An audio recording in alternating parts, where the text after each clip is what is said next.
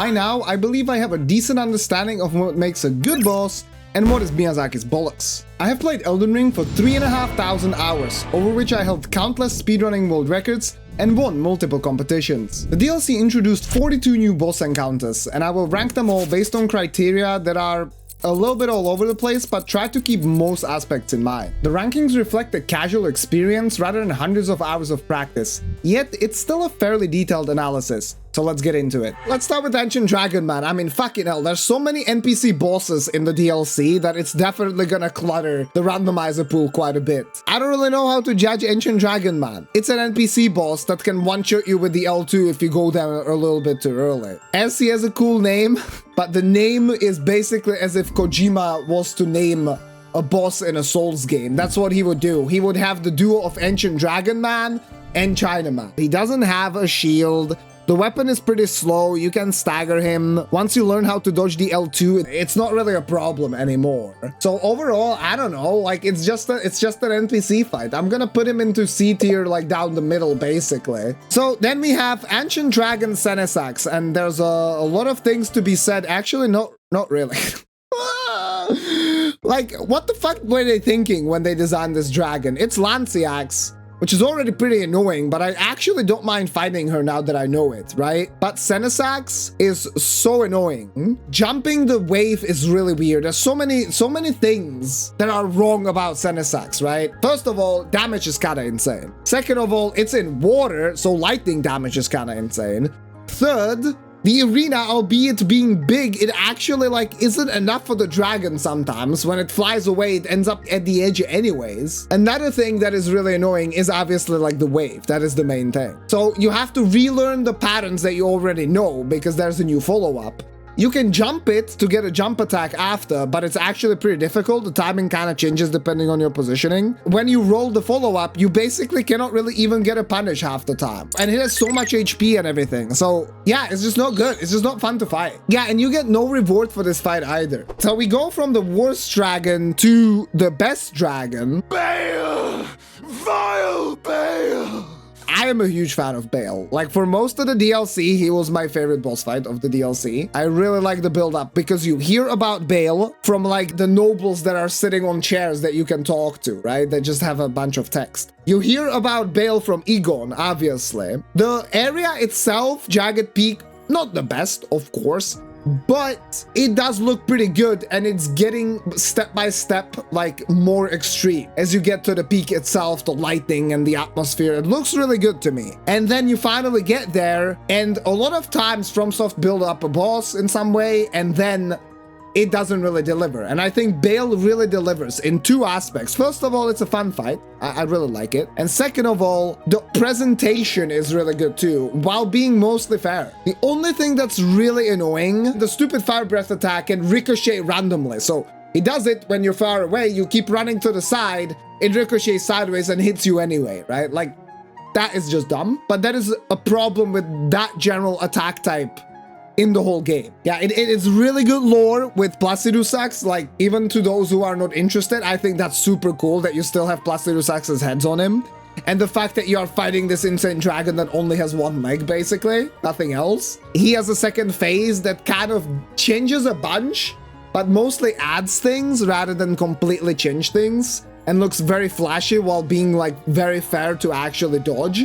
I think those are all positives, and he has a fucking banging soundtrack for sure. Maybe some small gripe is that some moves which seem like they should have a pretty big recovery time, like the lightning overhead in phase 1 or like the grab in phase 1, you usually can get just like a tap R2 or something rather than actually getting a charge attack. But overall, just really good, man. Like, Bayle is just really, really good. Yeah, for me, Bayle is S tier out of the DLC, like for sure. I think one of the best bosses in the entire game. Now we have a couple of other bosses that start with a letter B. First, we have Black Knight Edredd. He's the boss that is inside of the Fort of Reprimand. Black Knight with like an extra move where he flies. I think the flying move is kind of cool. The moveset is is a little bit weird. He does have like a big combo. Nothing to really make it stand out. Honestly, you don't really need every single boss to stand out. You don't need every single boss to be overtuned. So yeah, I would say Edredd, you know, boss that is fine. It's kind of hard for me to say if like Edredd was better than Ancient Dragon Man. Like I would say the rewards from Ancient Dragon Man are better. Black Knight Edredd, I think, is a D tier. All right, Black Knight Garrew. So this guy is in the Fogriff fort. So I would say Garrew is probably a more interesting fight than Edredd, just based on the slower moveset that is a little bit more predictable and a little bit more intuitive. I did enjoy the tongue licking. That was a pretty fun Ash of War. I'm probably gonna put him in C tier because I do think he's slightly better than Edredd, but only by a nudge. I think these guys are kind of fun to fight. There's a bunch of strafing that you can do, and it's a little bit more intuitive. I think that is a strong thing for me, like strong point. I like when fights are intuitive, where I don't have to like trial and error everything, but I can just kind of look at the attack and guess where it's gonna go. So yeah, let's put him in the C tier. Blackgaol Knight, the first boss that most people in the DLC encounter.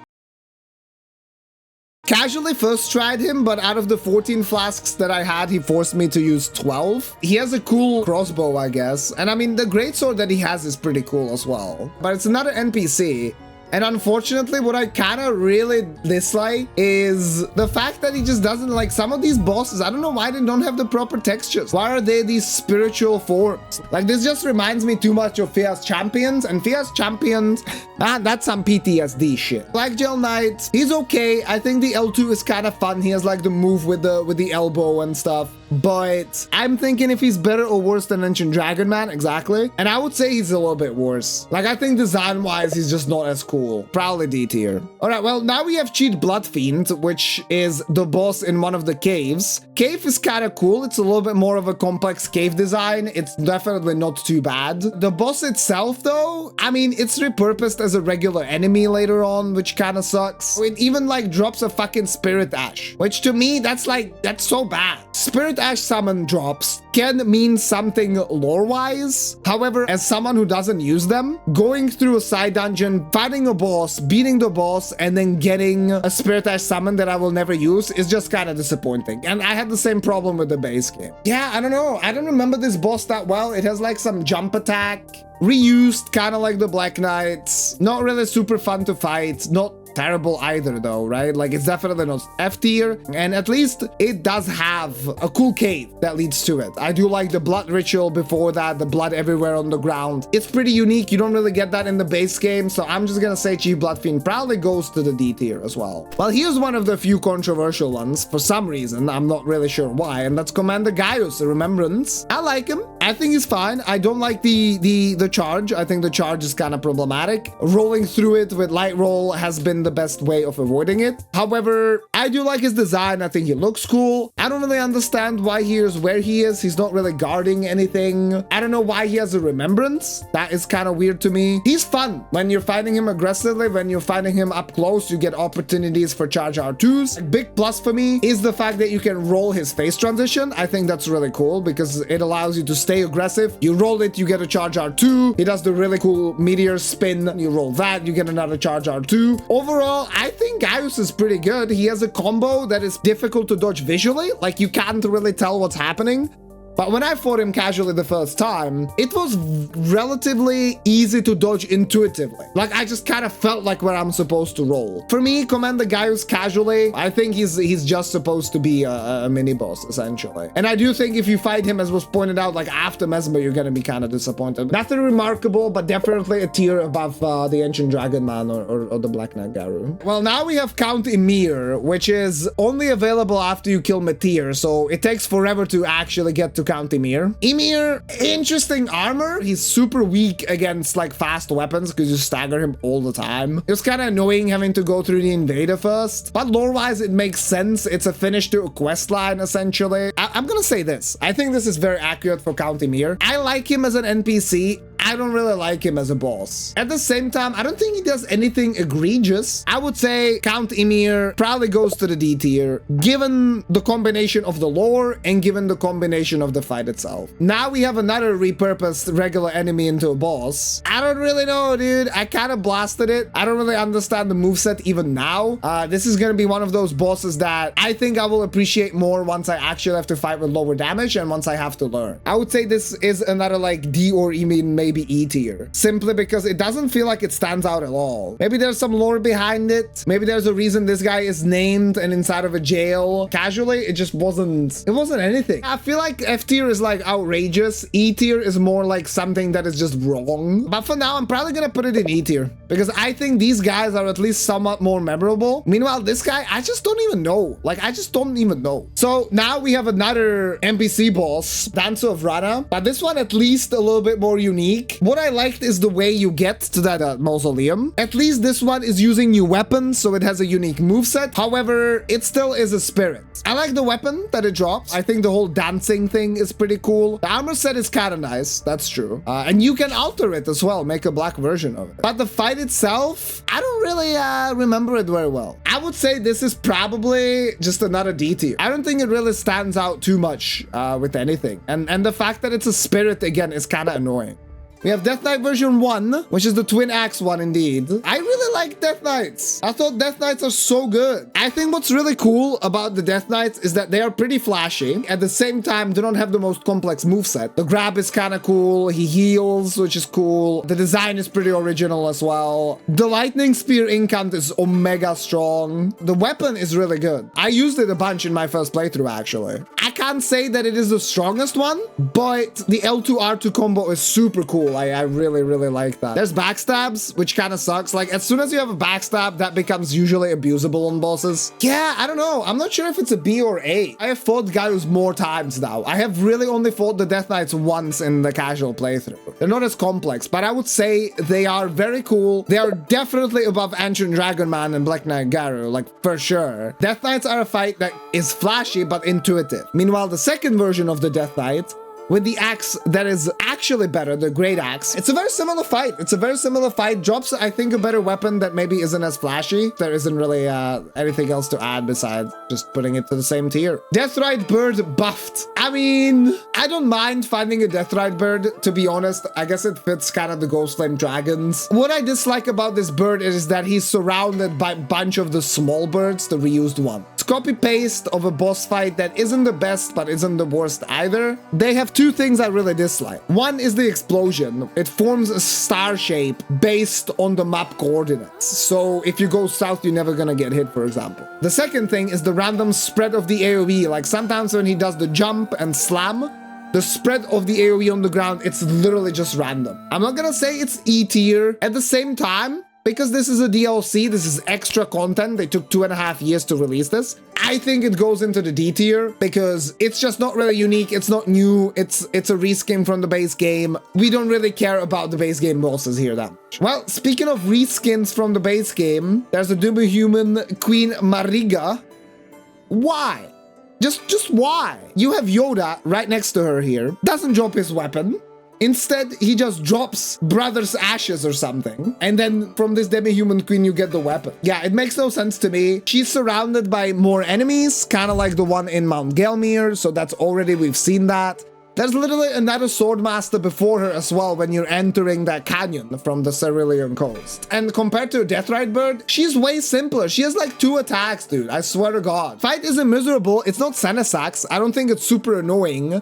But if I compare the bosses that we have in D tier and I compare Demi-Human Queen, which is literally, she doesn't even have a new move, dude. I think this has to be an E tier. It's disappointing. I would have liked to see something a little bit more unique. Let's talk about another demi-human, this time Swordmaster Yoda, or Onze. It means something in Portuguese, I believe. 11, yeah, it means 11. Casually, I didn't really enjoy that much. The annoying thing is that he's so small, like it can really mess with the fight with tracking and stuff. At the same time, it's unique. There are not that many small enemies. His moveset was really hard to read. It was a lot of multi-hits. Didn't really like that because it's just hard to read at first. But after fighting more times against this little guy, I actually like the moveset quite a bit. I like the airborne moves. It's pretty unique. I like that he has a grab to kind of mess with the tempo if you're going to be blocking a lot. I think it's pretty cool. He has very clear combo finishers, and you stagger him with any attack, right? Because it's demi-human. So very good to have fast weapons against him. Yeah, I'm thinking about A or B tier. Gaius is way more like standard. Death Knight is way more standard as well as a boss. I don't think he's better for me than Gaius or the Death Knights. I would say he's a solid B tier. I don't think he's A tier. A lot of his attacks are initially hard to kind of read, and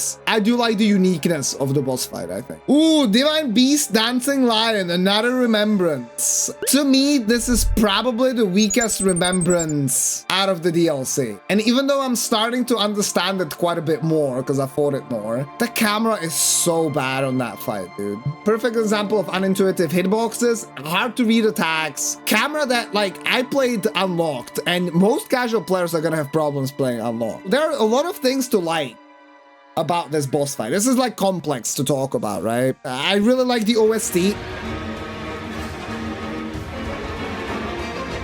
It's a banger. It really kind of tells you that it's from an ancient culture. It gets very loud, maybe a bit too loud for my standard, but the theme is really good. Another thing to like, I think, is the design. I think visually it looks super cool. I like the idea of multiple elements. I think the best one is the wind one, Deathblight one. Those are like the best ones. And then lightning and frost. But I would say frost is a little bit better than lightning. With the frost part, I could at least like jump over some of the stuff on the ground. Meanwhile, with the lightning, it just felt like I couldn't even attack during that phase. I didn't really like that. It's worse than Bayle. I would say it's maybe on par with Gaius, maybe slightly better, maybe slightly worse. I don't know. But I would probably say that Divine Beast Dancing Lion was just way too frustrating with the camera to be an A tier. Casually. It's not a bad boss. A lot of things to like about it, but the camera and the lack of clarity of the moveset just kind of kills it.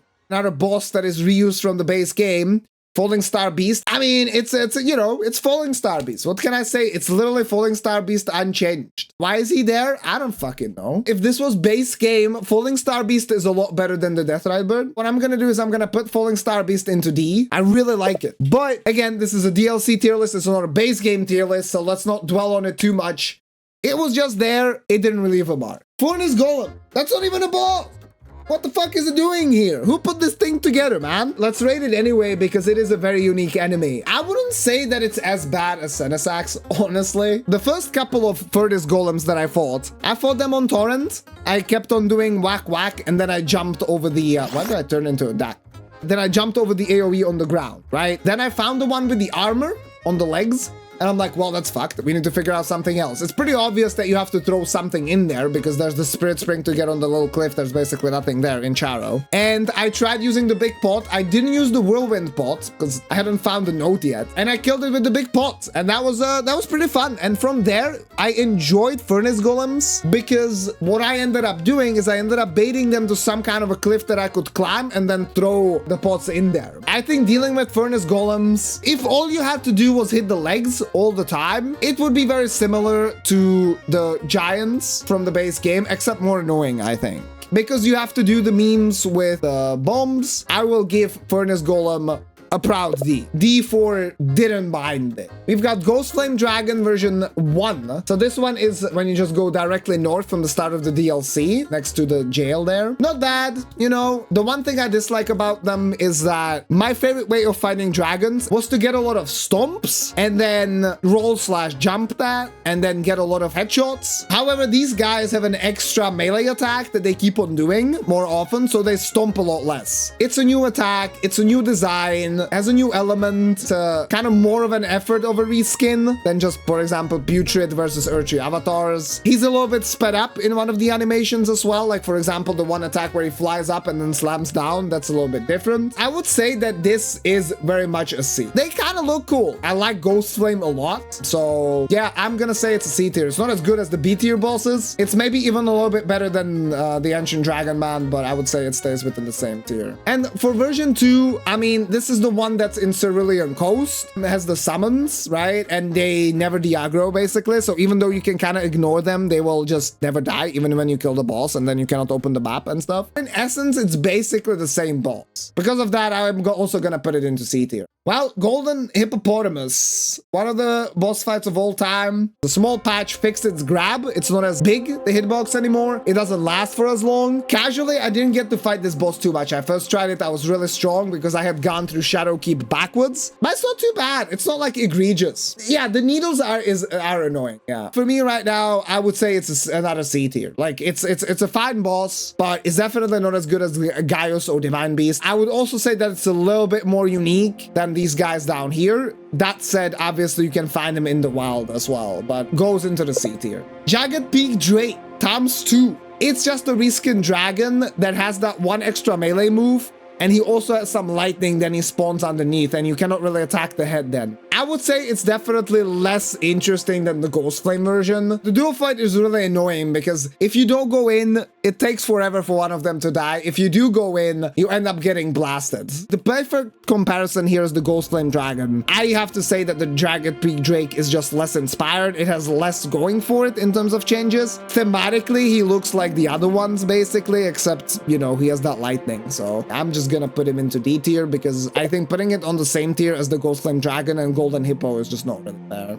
Lamenter I'm a huge fan of, actually. I know a lot of people dislike gimmick fights. I think that's because they think about gimmick fights that are done poorly. Think Dragon Gods, even Storm King from Demon Souls. Think Volnir from Dark Souls 3. But when they're done well, think to like your Fool's Idol, for example.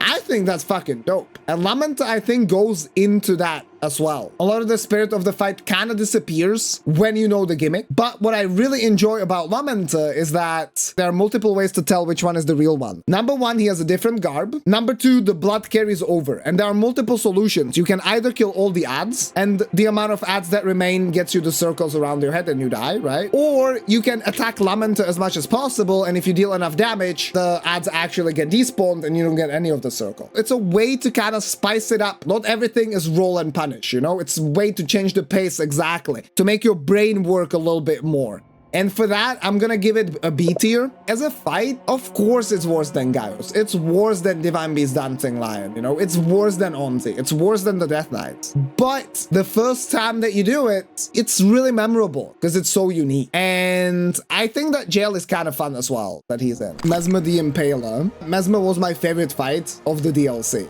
So for me, Messmer goes into the S tier. He's in Shadowkeep, which is the best legacy dungeon in the game, in my opinion, even better than Stormveil, I think. His moveset is nice and intuitive. That's the number one thing. He's flashy, but at the same time, it's intuitive. How to dodge his attacks is intuitive. Like, you learn it by observing. You don't learn it by trial and error. And I thought it was just super fun. He gives you enough openings to even charge R2s. Openings change a little bit in phase 2, but you still have charge R2 punishes that you can do. It was just fun. It was like 80 minutes that it took me on my first playthrough, and it was just fun. It didn't feel like a grind whatsoever. His snakes sometimes do have the sin that I hate, where you have like a long wind up, right? Like, and then the attack is like, but I didn't feel like it was as egregious as some of the other things. And the build up, like, you know that Messmer is this, you know, big fucking wicked dude from the trailers and everything, and then you finally get to fight him on top of the Shadowkeep. It's cool. Only thing I didn't like as much was the boss arena. The Shadowkeep builds up to just a dark room, which was underwhelming. That's fair. That's fair. I think it's totally fair to put him into S tier. I think Bayle and Messmer, two best bosses of the DLC for me, for sure. And I put Messmer slightly above Bayle as well. We've got Metyr, Mother of Fingers. So this is interesting because I have a little bit of bias on this boss now. I liked it quite a bit when I fought it the first time casually. It was quite a bit of fun, and I didn't really even have problem with the adds. I managed to blast them when they're spawned, and I didn't really get blasted by the laser that many times. However, my opinion has changed a little bit. I think the boss looks cool, you know, very Bloodborne-esque. The quest line to get there, it has a lot of anticipation, and I think it delivers on it. The arena, even though you're just in water, like, it does look pretty cool. However, the more and more I fought her now, especially with less damage, the more and more I see how that laser is like basically undodgeable. It is, you know, like you can dodge it, but with particular abilities like Miriam's dodge. Another thing is also the explosion. When it transitions from phase 1 to phase 2, It's like really difficult to dodge. There isn't a good visual cue for it. That's super obvious at first without watching footage. And it travels, so sometimes you just get caught in it. One thing I disliked about Metyr, and I like the attack where she goes in the air and spins. If you're really close, like your camera is just fucked. You can barely see the enemy. That is kind of annoying. There's actually another thing that I hated about it, and that's the crawl attack. The one where it starts running like this. It can sometimes do it when you're like next to its face, basically undodgeable. It's really bad. I do agree. I do think the laser is just dumb. And again, it's another one of those things where you're watching the boss do shit while you can't do much. For now, I think I'll have to put it... Yeah, it's hard. It's hard, dude. When I look at the B tier, I think casually it's an A tier for me. It cannot touch the S tier. I think it's a very low A tier, I would say.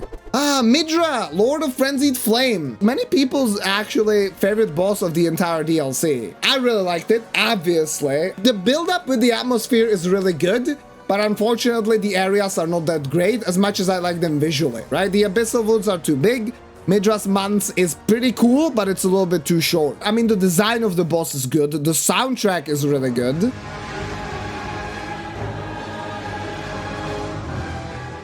Really nice moveset, really clear. It's fluid. It doesn't really have bullshit. It has some roll catching where you have to roll to the correct position to be able to roll the follow-up, but it's intuitive. It's very clear on how to do it compared to some other bosses in the game. Like, for example, Rellana, right? Rellana isn't as clear as Midra. I'm gonna say Midra, very, very fun fight. The run-up to it kind of sucks, though. Is Midra Messmer-like? It feels different. It's not as fast and flashy, I think. On the contrary, but instead of being like snappy as Messmer is with his moves, Midra is a lot more fluent, you know? It's a lot smoother and it feels really good. Midra could use 2 or 3 more combos. Don't make them overblown, but add a little bit more complexity into the fight. Staggering, this guy, like staggering and bleed, like it's really good on him because he has a lot of HP, so status effects are OP. I'm a little bit torn. I mean, I do think it's better than Metyr, but is it really S tier? Like, does it touch Bayle and Messmer the way I experienced it? I want to say Midra is a high A tier. Casually, it was in the A tier because I just blasted it too fast. Next up, we have Putrescent Knight. Putrescent Knight, I like him, dude. I like that boss quite a bit. I like the run-up to him. I don't like how linear it is, but I like the atmosphere of the fissure. Some people complain about him running away. He doesn't. There's like one move where he runs away. Other than that, he really doesn't, because if you roll backwards, you can kind of chase him and punish anyways. The combos are not overblown. Rather than being super fast with less damage, they're a little bit slower and deal more damage. Even though the follow-ups can feel a little bit random at first, his combos are consistent. There's no random follow-ups. And I like the visual design. It's like a mid-tier arena with Orphan, of course, riding a horse. I really like his remembrance weapon as well. I like the banana axe a lot. I beat Radahn with it. I really like the horse combo attack as well. It's not the most difficult to dodge, but it makes you feel really cool when you dodge it. And I do think that the fire jumps are pretty cool as well. The legacy dungeon there, if you want to call it that, it does kind of call for something a little bit more special than just Putrescent. Putrescent Knight as the first boss of Fissure, and then something that's like major, right? Something like Saint Shrida or whatever, right? But as of now, in my casual experience, I would say Putrescent Knight was B tier. It was better than Dancing Lion, it was better than Gaius, but I wasn't as mesmerized by it, no pun intended, as Midra or Metyr. Oh boy, next up, the bully that bullied me for hours today, Radahn, Consort of Mikela. Where do we begin? I enjoyed the challenge. I enjoyed the final fight. To me, it was a surprise that Radahn showed up, right? Like, I expected someone to be in Mohg's body. I didn't expect Radahn to be it. The idea of fighting Prime Radahn and then Prime Radahn boosted up by Mikela's abilities, I think is wicked. Most of the time in FromSoft games, including Radahn in the base game, you are fighting crippled versions of bosses, and you are left to wonder, oh, I wonder how it would have been if he was at peak power. Whether that's your Artorias, whether that's your Bayle, whether that's your Placidusax, whether that's your Radahn. But with Radahn, you actually get to experience the Prime, and Prime even buffed. And I think that's a cool concept. I like that. I like that a lot. It was by far the most challenging fight. I also think visually, it's really nice. However, we will get into the visual clusterfuck that phase 2 is. I do like the arena, the way it looks. I do not like the uneven ground. I think especially for phase 2, that's really annoying. I love the soundtrack.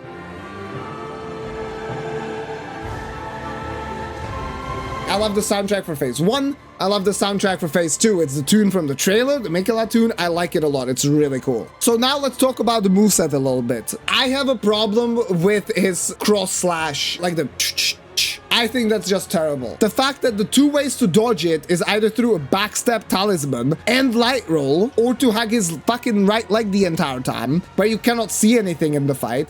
That is not how anyone plays casually. Obviously, parrying is also an option, but if you're not used to parrying, now you are forced to go and do it, and then it's an attack that comes out really fast. You're gonna have to practice that a lot. And to make matters worse, you get to phase 2, you get that undodgeable bollocks shit, and you get comboed into the AoE on the ground. I do think the Mikela hair on the boss is pretty annoying, and it obscures the attacks way too much. Attacks that I'm able to consistently, easily dodge in phase 1 by now will confuse me in phase 2 because there's extra sound effects, there's extra visual effects on the ground, there's Mikela's hair all around. It's really annoying. Remember why I said Messmer was such a good fight for me and why he's at the top of S tier? Because it's intuitive. You learn how to dodge it by observing rather than trial and error or someone else telling you. Like, another thing that I really like about Radahn is that he has a good mix of fast and slow attacks. He really like mixes you up a little bit. And he has a follow-up that's random. Like, it happens or it doesn't. You have to hit confirm. It has complexity. I like that. But that cross-slash move is just stupid. Consort of Mikela, I cannot put you on the same tier as Ancient Dragon Man, yet at the same time, fucking hell, this is hard, man. Is it A or is it B?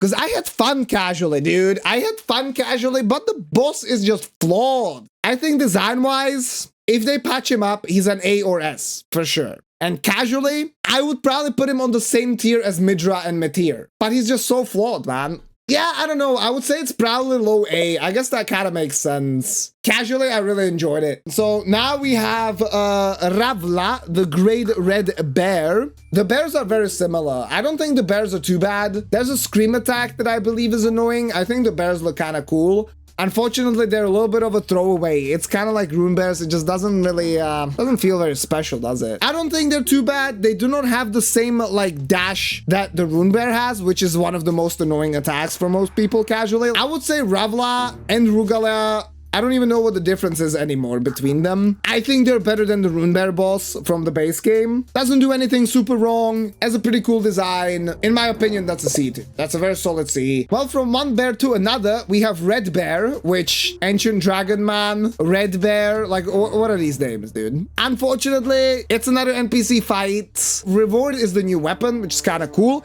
The way you get to it is cool, right? It's the breakable spirit spring before Rao base, which I think is cool. I like that mechanic a lot. I guess there's a painting reward, but other than that, there really isn't anything else besides the mausoleum. If anything, it's just a little bit disappointing. And as such, I don't think you can put it on the same level as Ancient Dragon Man. I believe this is very much Blackgaol Knight, you know, Dancer of Ranah kind of tier. I feel like they could have done more with these NPCs. I think I'm gonna put him to D tier. Pretty much. We've got Rellana, Twin Moon Knight. Rellana is really good. In my casual playthrough fought her at Scadu 8, so I was a little bit over leveled. I had to sandbag. I let myself get killed twice to fight her a little bit more. I think she's really good. While a lot of the fast swings are not super intuitive because you have to roll in a specific position to be able to roll the follow-up, I think it ends up being a very well-paced fight with pretty clear combo enders. When she goes to phase 2, the combo enders change a little bit, which is cool, but the combos stay the same. There's a new combo, of course. She has a really nice fluid moveset with the dancing and everything. Like, I mean, it's not a dance, but the way she's spinning around, I think looks really cool. There's some stuff that you can strafe, which I figured out just casually. That was pretty cool. The only thing is Castle Ensis isn't the best, and I wish that she had some dialogue. Like, we just kind of rock up. This is Renala's sister. Renala, pretty important character. Rellana, you know, interesting lore, and we don't really get to see much from her. Moon, cool attack. You get to jump it, you know, it's a nice mechanic, but overall she's definitely meant to be fought early. If you get there with a higher scatter, you would just kind of blast her. With a slow weapon, you can mostly just get roll R1s, but that's a lot of bosses, and at least this one has a pretty good tempo. But yeah, all things considered, I wouldn't put Rellana on the same level as Bayle and Messmer, especially not casually, but I think Rellana could be one of those fights that I will move to S tier once I learn. But for now, I'm gonna put her into A tier. Moving on, Romina, Saint of the Bud. but a surprising one, I would say. I like the way it looks. I like the purple coral, purple pinkish hue. It's cute. I like the idea of having an animal and human part. Unfortunately, I think her scaling in terms of Scadu kind of sucks because it's pretty late game. Most of people are gonna do it after Shadowkeep. And so once you are like Scadu 16, 17, you're gonna blast her pretty fast without enjoying the fight too much. She does have some really nice moves that are somewhat intuitive. On further inspection, she does have some bollocks. She does have some pretty intricate things that are pretty hard to dodge. I think the 5-hit combo is somewhat unintuitive. She has some follow-ups that are not really consistent.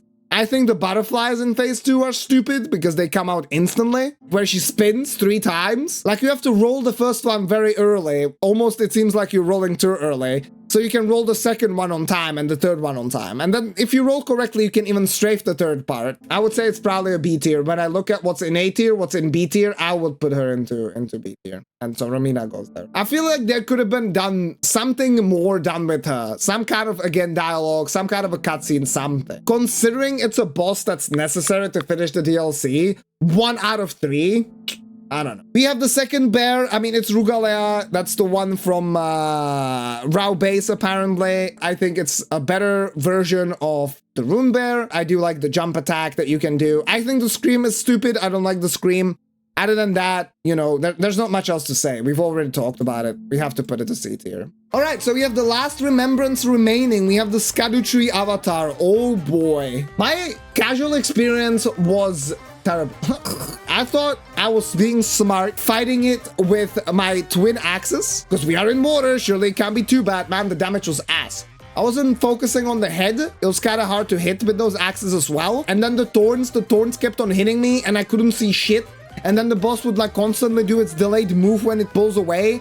And the thorns would come back and it was so annoying. It sucked. And it was just after I fought Messmer. And I loved Messmer. He was so good. And the Scadutree Avatar pissed me off, dude. I have to say this, okay? It's an interesting design. I don't mind the way the boss looks. I don't mind the idea of attacking the head. I don't mind the idea of multi-phase. But when you attack the head, it's still annoying. But if you stay in the front and you focus on the head and you learn how to dodge the combos, it's better. Some of the combos are still stupid. You still have to roll them in a very particular way. He still has the explosion, which I think isn't very intuitive in how to dodge. With clear conscience, I, again, cannot put it into A tier. I definitely cannot put it into S tier. And I think I would be unfair if I put it in the C tier, because I do think it has more complexity and is more interesting than something like the Golden Hippo. So yeah, for me, Scadutree Avatar, I'm probably gonna put him into the B tier, even though casual experience was very frustrating, somewhere between B and C, I would say. But the thought and the interesting parts of that fight, I think it's worth for it to be B. So we have 3 more bosses left. First, we have Tree Sentinels. I'm not gonna talk about this too much. Tree Sentinels are great. Like, I love that boss. It's a really cool boss, but it's just a reused Tree Sentinel duo, literally. We fought them together like that before. Yeah, I mean, it's just another D tier, right? Like, just like Fallingstar Beast and Deathrite Bird, they're at least a good boss design on their own, unlike Demi-Human Queen. All right, now we have Rakasha. Rakasha is, at least, I would say, out of all the NPCs, besides Ancient Dragon Man, at least is kind of interesting in the armor and in the weapon, and also in like the funny Ash of War that it uses. And the reward is decent, right? And it's like kind of a different culture. It's from the land of reeds. I do find that kind of interesting. So if I were to rank her, it's probably better than Blackgaol Knight and Dancer of Ranah and Red Bear, but I would say it's probably still not as good as Ancient Dragon Man. She's best out of the spirit NPCs, but I don't think she's as good as Ancient Dragon Man or the dragons or Hippo or the bears. So I think Rakasha, honestly, I'm just gonna put it into the D tier. And here we are left with the last one. One that has a cut remembrance file in the game files, and that's Jory, Elder Inquisitor. So from my casual experience, I interrupted somehow his transition to phase 2 where he summons the big guy and he never summoned him, so I just kind of blasted Jory. I like the fact that you get to the end of a catacomb and you're outside. I like the way the arena looks. The fact that you're getting through a boss to a new area is really cool as well. I think that's how it should be sometimes. sometimes. I like the design of the boss, the way he looks. However, it is a little bit disappointing that the other Inquisitors look exactly the same, just smaller pretty much. I do think the summons are kind of annoying. They body block you a lot. You have to keep moving a lot when you have distance and hide behind tombstones for the AoE sometimes. The big long range AoE slash you can jump over. That's cool. I like that. I like that a lot because it's intuitive. It looks like you could be able to jump it. You jump it. It works. That's good design. So yeah, I'm thinking about this, if this is C or D. It's definitely a fight that has more to it than like Ancient Dragon Man, Black Knight Garrew. But is it really more engaging as a fight than something like Count Yimir or the Chief Bloodfiend? Like, I don't know, dude. I think from an enjoyment standpoint, it's more like a D, but at the same time, it's pretty cool design and it has a cool weapon. He has a cool weapon, doesn't get to ever use it though. I think where it is in the world, the reward that you get, the idea as well, right? The summons, like, they don't have an HP bar, they're based on the number of hits, so I would say C is probably cool, and I'm gonna put Jory into C. Should we order them within the tiers as well? Let's do it, let's do it. So, Senessax, well, you're the worst. We are not gonna compare you to anything. Marigga and Curseblade Labirith, I think Curseblade, at least it's a new enemy, and has something unique compared to the normal enemies, while the Demi-Human Queen is always the same. D tier is our biggest tier. The best ones have to be not the NPC fights, that's for sure. I think NPCs are worse than the reused boss fights, to be honest. Then it's the NPCs. I think Rakshasa is the best one. Blackgaol Knight is the second. Dancer is the third, just based on the rewards, mostly. And then you have Forney's Golem and Jagged Peak Drake. I think the D tier could look something like this. The Jagged Peak Drake is probably better than the NPC fights, to be honest. So through C tier, that's interesting. This is a kind of a competitive tier. I think Ancient Dragon Man goes lower. Golden Hippo is better than Ancient Dragon Man. Probably not better than the Black Knight though. The Bear is better than the Hippo, honestly. The Bear or Ghostflame Dragon. I think the Ghostflame Dragon is probably more interesting because I just like fighting dragons more than bears. Ancient Dragon Man is better than Jory, I think. B tier, second most popular tier. The B tier is very close fight between Romina and Putrescent Knight. I would say Romina is a little bit worse to fight, but more complex and also more interesting design than Putrescent Knight. Putrescent Knight, number 2. Scadutree Avatar out of these is maybe, like, casually it was worse than Gaius. So I will put Gaius third.